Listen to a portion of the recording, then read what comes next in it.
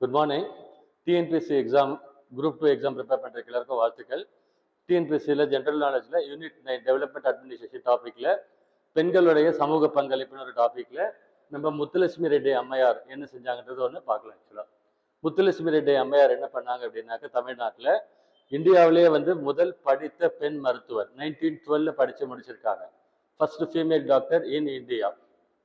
Next 1926 நீதி கட்சின்னு சொல்லி மெட்ராஸ் கவர்மெண்ட்ல சுப்பராயன் சீஃப் மினிஸ்டர் இருக்கும் பொழுது அந்த அம்மாவுடைய சமூக கான்ட்ரிபியூஷனை அப்ரிஷியேட் பண்ணி சட்ட உறுப்பினரா நியமன உறுப்பினரா அந்த அம்மாவை போட்டிருந்தாங்க. நாமினேட்டட் மெம்பரா அந்த அம்மாவை சட்டசபையில போட்டிருந்தாங்க. ஆக்சுவலா நெக்ஸ்ட் 1930 பூனாவில் அனைத்து இந்திய மகளிர் மாநாடு நடத்திருக்காங்க. ஒரு 1947 தேவதாசி ஒழிப்பு மசோதா ஆக்ட் ஃபினிஷ் பண்ணி கொண்டு எஃபெக்ட் கொடுத்தாங்க. அதெல்லாம் இவங்களுடைய முயற்சியால நடந்தது. ஆக்சுவலா இந்த மசோதாவை 1930 இன்ட்ரடியூஸ் பண்ணியிருப்பாங்க. 1947 தான் எஃபெக்ட் கொடுத்து ஆக்டா வந்தது. ஆக்சுவலா நெக்ஸ்ட் மெட்ராஸ்ல சாந்தோம்ல அனாதை குழந்தைகளுக்காக அவ்வை இல்லம் அப்படின்னு ஒரு இல்லம் நடத்திட்டு இருக்காங்க.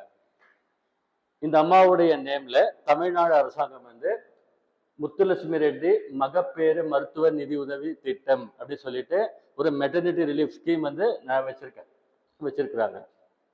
அப்புறம் மகாத்மா காந்தியை 1930 உப்பு சத்தியாகிரகம் பண்ணும்பொழுது பிரிட்டிஷ்காரங்க அரெஸ்ட் பண்ணாங்க. அதை எதிர்த்து இந்த சட்டமேலவை பதவி கொடுத்துருந்தாங்க இல்லையா, நாமினேட்டட் மெம்பர், அது அவங்க ரிசைன் பண்ணிட்டாங்க. ஆக்சுவலா இன்னொன்று அவங்க பேர்ல தமிழ்நாட்டில் இன்டர்காஸ்ட் மேரேஜ் ஸ்கீம் ஆக்சுவலா முத்துலட்சுமி ரெட்டி கலப்பு திருமண நிதியுதவி திட்டம் சொல்லி கவர்மெண்ட்ல ஒன்று வச்சிருக்கிறாங்க. ஸோ இதுதான் அந்த அம்மாவை பத்தி எல்லா டீட்டெயிலுமே.